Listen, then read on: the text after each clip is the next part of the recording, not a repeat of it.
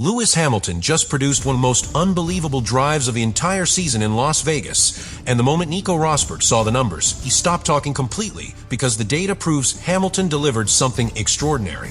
Hamilton started from the very last position on the grid for the first time in his career after a disastrous qualifying session, and still climbed 10 places despite the Ferrari struggling with front tire temperature balance and traction in the cold night conditions of Nevada. The race analysis shows he finished only 8 seconds behind Nico Hülkenberg, even though he began 19 positions behind him, and the sector times reveal that once the tires were alive, Hamilton matched the pace of cars far ahead of his starting group.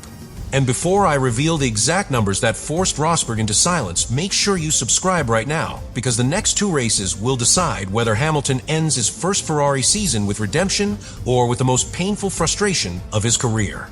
Lewis Hamilton arrived in Las Vegas searching for stability after a season marked by inconsistency with the Ferrari SF25, and the weekend immediately placed him under extreme scrutiny. The combination of a cold street circuit, an unpredictable surface, and the rapidly changing grip levels created a technical environment that exposed the weaknesses of his car. The internal report describes how the rain during qualifying made tire warm-up almost impossible for Hamilton, as the front axle never reached the required temperature window. This lack of grip forced him to fight the car through every corner, and the final time lap simply lacked the balance needed to advance. The context becomes even more demanding when the data shows that Hamilton started from a 20th position purely on performance. This had not happened at any other moment in his entire career. Beginning from a final spot on a narrow street circuit meant that he faced almost the maximum possible track disadvantage.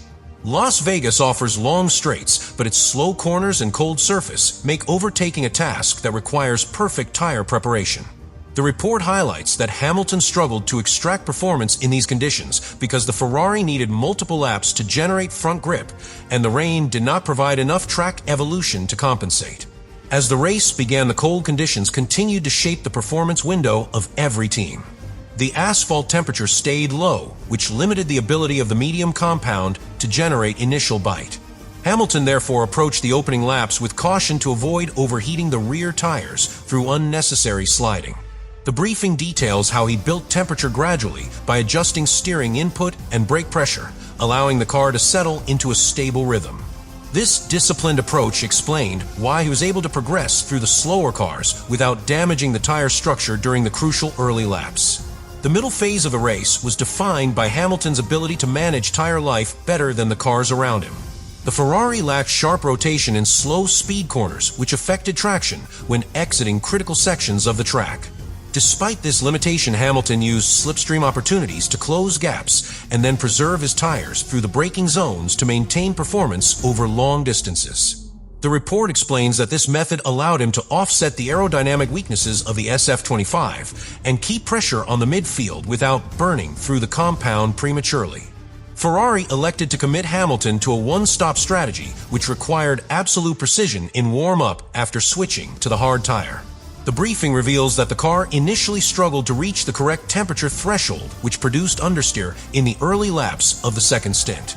Hamilton responded by adjusting his driving style, reducing steering aggression, and using longer arcs to maintain surface energy in the tire. Once the hard stabilized, his lap times improved significantly and allowed him to match competitors who had started the race in far better grid positions. By the final laps, the data shows that Hamilton had positioned himself inside the points despite the enormous deficit created by his qualifying disaster. He crossed the finish line in 10th place, nearly 1 minute behind the race winner Max Verstappen, but only 8 seconds behind the 9th place Sauber. Considering that Hamilton started 19 positions behind that car, the numbers revealed an impressive recovery that captured attention across the paddock. The context of tire temperature limitations, traction challenges, and the narrowness of the circuit proves that Hamilton maximized the tools he had.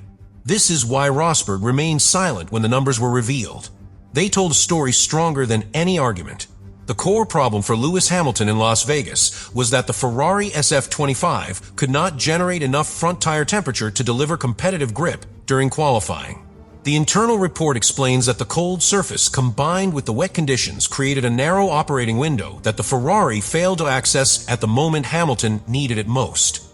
Without sufficient energy in the front tires, the car lacked precision at corner entry and mid-rotation, which forced Hamilton to make constant corrections and robbed him of the confidence required to attack the lap. This single limitation set the foundation for the disaster that placed him at the back of the grid. Another major issue came from the instability of the Ferrari during the wet segments of the qualifying session. The report describes how the balance shifted unpredictably when the track transitioned from damp patches to drying areas, creating an inconsistent grip profile. Hamilton struggled to predict how the car would react at the limit, and this prevented him from committing to the high-speed sections with the precision needed to escape elimination. The lack of stability was not caused by driver error, but by the SF25 failing to maintain aerodynamic consistency in the fluctuating conditions. This instability amplified the tire temperature problem and made a competitive lap impossible. The briefing also highlights how a sequence of operational challenges intensified the difficulties. A minor cone disturbance earlier in the session disrupted Hamilton's rhythm and affected the initial buildup of tire temperature. This seemingly small detail became significant because qualifying in wet conditions requires a precise sequence of laps to generate heat and confidence. Additionally, the team communication was not perfectly aligned, which created hesitation about track space and timing. The combination of these disruptions resulted in Hamilton entering his decisive lap without the optimal preparation window, and the final attempt lacked the grip foundation required for advancement. Another structural problem appeared in the Ferrari's difficulty operating in low-speed traction zones. Las Vegas contains several corners where acceleration off the apex dictates lap time and overtaking potential. The report repeatedly emphasizes that the SF25 lacked efficiency at corner exit, which crippled Hamilton's ability to recover time in critical sectors. This added to the time loss created by the cold tires and unstable balance.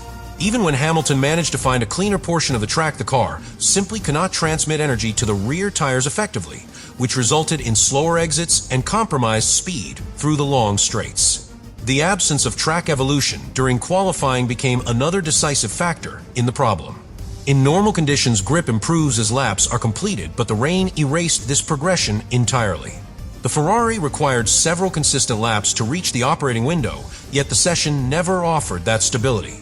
The internal report explains that Hamilton needed at least 2 warm-up laps to bring the tires to the correct temperature, but the wet conditions removed this opportunity. Without this natural improvement, the Ferrari remained outside its functional performance zone, which guaranteed that Hamilton would struggle regardless of his driving precision. The final expression of the problem was the strategic position Hamilton found himself in once qualifying ended.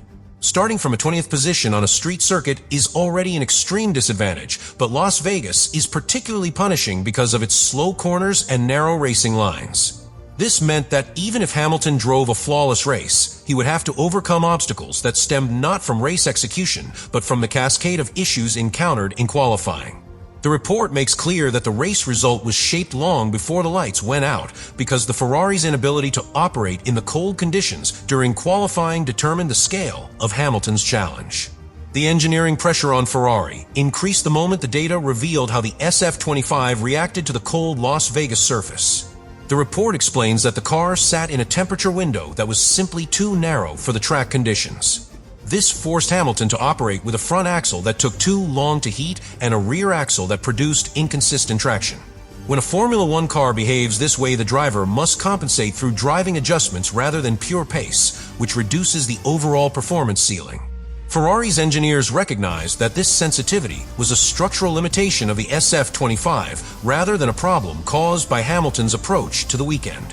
The complexity grew as the team analyzed the aerodynamic behavior of the car. The Ferrari struggled to maintain consistent downforce through the slow speed corners that dominate the Las Vegas layout. The briefing highlights that the SF25 require more energy through the front wing and floor to generate rotation, but the cold air density limited this effect. As a result, Hamilton faced a car that offered good stability in high-speed sections but lacked the precision needed in the tight corners where most of the lap time was found. Engineering teams rely heavily on predictable aerodynamic loads to guide the setup, yet the fluctuating grip created a mismatch between the expected performance and what the car delivered. The braking zones presented another challenge documented in the report. The SF25 had difficulty maintaining consistent front brake temperature due to the low ambient conditions, which forced Hamilton to approach braking points with caution. Cold brakes reduce bite and increase stopping distances, creating hesitation that affects corner entry. Hamilton compensated through a smoother braking style, but the car lost crucial time in every section that required heavy deceleration. Ferrari's engineers admitted that the brake behavior contributed significantly to the sector time deficit that Hamilton carried through qualifying and early race laps. Ferrari also faced pressure in how the car distributed its tire energy across a stint. The report shows that Hamilton could maintain reasonable degradation levels, but struggled with initial warm-up, which is essential in street circuits where grip builds slowly. This characteristic is particularly challenging because overtaking often requires tire advantage during the first few laps of a stint. Hamilton's difficulty in bringing the tires alive limited his ability to execute aggressive attacks during the crucial early laps after the pit stop.